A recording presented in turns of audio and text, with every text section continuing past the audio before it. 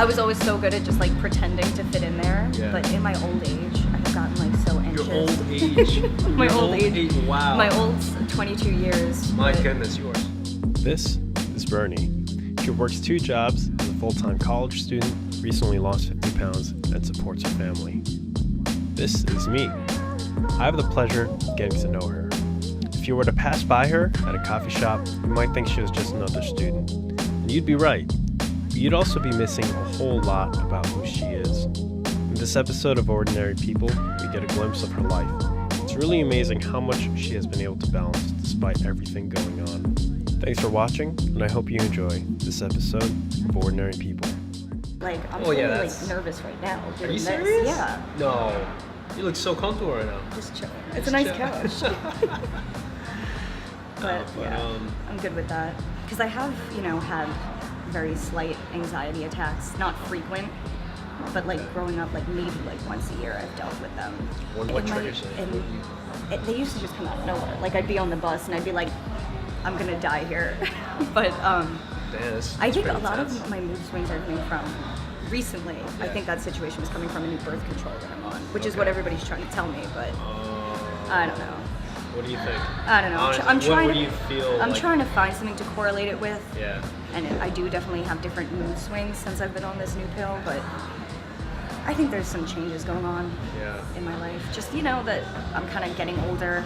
Mm-hmm. Things aren't as spontaneous as I used to like them. Right. But I don't want that to be the reality, right? Because even for me, growing up, especially let's say you're on the subway, Yeah. I just get so self-conscious when I'm on the subway because like you don't want to be in other people's space. Sure. You don't want to be making noise. You don't want to be disrupting anything. And I kind of like what we were talking about before. I wish I could just be comfortable. I don't have Yeah. to worry about people. What are they going to The think of subway me? though, like I don't necessarily get nervous. I get so frustrated. I'm Frustrated? so mean on the subway. Like people bump into Why? me and I'm just like, I know you have eyes. I know you saw me there. Wow. It's just something That's that true, though. That's as soon true. as I get on a train platform, it puts me in a bad mood right Yeah. away. And I have Yeah. patience for nobody. Especially let's say now it's summer, you're wearing shorts, you get on a train, some guy's gotta look at you, gotta say something, you're just like, I didn't ask you. Okay. Does that happen a lot? It doesn't really happen too often. Well, also it's something I'm just getting used to because I just lost 50 pounds this year. What? Yeah. Congratulations. Thank you. I was not necessarily ever fat. But 50 pounds is Yeah, a lot. What did but- you like? Do you have a picture before? I don't have a lot of want you- I pictures. want I you to, was like, never like a self-portrait person, but the Yeah. only thing was I wasn't like really fat. I just carried it everywhere evenly. Yeah. So like a lot of people are telling me that, oh, you were never fat before, but Like, it's just recently I'm getting, at least now, I'm more confident in the way I look, Okay. but less confident in myself. And I really want to figure out what's causing that though, because there has to be I think something. it's just getting older. I don't know. I'm trying to figure What it does out that too. entail though? I mean, because I guess once you hit a certain point in life, like I remember when I was 18, Yeah. and you'd see someone who's 24, you'd be like, they're older, they should know something. They're an adult. Yeah, you think, Yeah. but then you get closer there, And you get there. and you're like, I am so far. Like, I can't even believe I thought that. When you're a kid and you're like, as soon as I turn 18, I'm moving out, mom. Yeah, Like right? I'm old enough, and now I'm like, Yeah. I gotta move out. Yeah. I think life is just one long transition. We have ideas of what we want our future to look like, but when we actually get there, it's never as it seems. I then went on to ask her what she thought her purpose was in life. I get that question a lot, and I feel like there's no real purpose. I think that, That's tough. we're just here, and what you should be doing is working on yourself in your reality. Yeah. Getting your life together the way you want it to be together, making sure you're able to support yourself, and figure out what you want to do instead of worrying about, what is the greatest purpose of what I should be doing. Okay. Because I feel like that's just so much extra contemplation and I so much see. extra stress to just worry about that. Because in the end, like, even if you think you got it all figured out what your purpose was, you still live and die like everyone else did.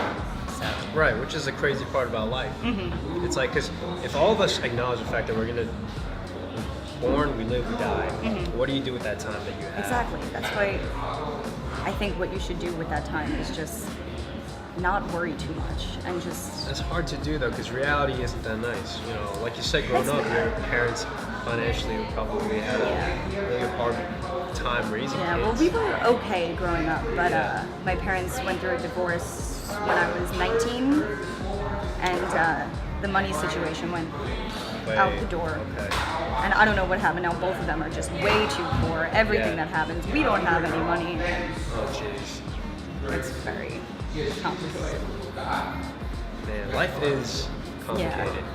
You know, it's at the point that, you know, I'm lending my mother money, and it's like I want to be able to support her, but I am only 22 and I am still in school. Right. So, like, I'm doing my best, and I don't know if she realizes how complicated it is. And she's, you know, she's also struggling, so what can you do? Right. I think we all are. It's crazy because I've recently started seeing my parents as people too. Before I thought they were always just superheroes, right? But they're very human. I know, and like I get very stressed out at her because she works a lot of odd jobs. She doesn't really have like a career, so her income is not always on the books and not always documented. So right now we're having a hard time finding a place to live. It takes a lot of courage to share one's personal life, especially because reality is never rainbows and daisies. She shared more about her situation at home, but I wanted to keep the interview mainly about her. So check out this cool fact. We have a dog, a cat. I have 4 rats. How did you get into that real quick so people don't judge you? Rats are actually very good pets. And they're smart. I know they're really smart. They're pretty well known as good pets, but I got into it. I kind of always wanted rats. Okay. But I got into it because I also have a python. A python? Yes. Nice. And he's not big enough to really eat full-size rats, but he eats mice. And one time the pet store gave me baby rats instead of mice, and I took them out and I knew they were babies. They just looked at me with those baby eyes, and I was like, these are too innocent and young to die right now. I need to protect them and keep them. They're my babies now. So that was my first set of rats, and now I have 4. So. But all right, just that was a tangent. But to get back to it, so life is.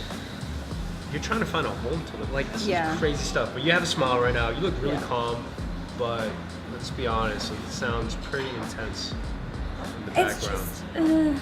It's just chaotic. Have you just dealt with it? Like, you just kind of keep going? Yeah, I mean, like I said, it's chaotic. What really keeps you going on a day-to-day basis? I don't know. Not a lot. I have a lot of good friends. I'm very grateful for my friends. We're all very close, all very supportive of each other. I see them a lot. I get along with my siblings. I like them. I like them a decent amount. Glad to hear. And I don't know. I just have better hope for the future, I guess, knowing that if I work hard now, even if it doesn't pay off that I'm a millionaire in the future, I'll at least be able to have a nice apartment with some cactuses by the window and like a cat. So sure. Just thinking of getting to that point where I can support myself. That's good for me. I have a positive outlook.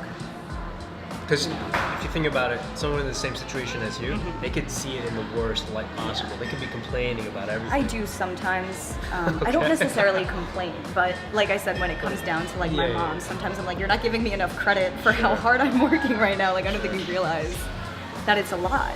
But I don't really even feel too stressed out about it. It's just what you got to do. And I have enough good things, calm things, hobbies. I knit and I sew.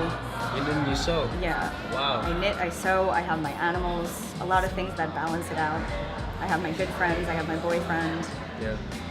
It's all, you know, I wish I had more time to be doing those hobbies, all those relaxing things, but I will someday. So. Yeah, I can imagine someone as busy as you, you would value your time. It's just as long as I can, after this, with the good resume that I have, with the college degrees that I'll have, be able to get a good career, maybe 9 to 5 hours. I'll have my weekends off, I'll have my afternoons off. Only if we can all stay cool and keep our composure like Bernie. Truth is, everyone is going through a lot. But as she said, you do what you gotta do. Talking with Bernie was a great reminder of how important it is to keep good friends, find hobbies we enjoy, and most importantly, try to keep a positive outlook. Thanks so much for sharing, Bernie, and thanks to Browny Coffee Shop.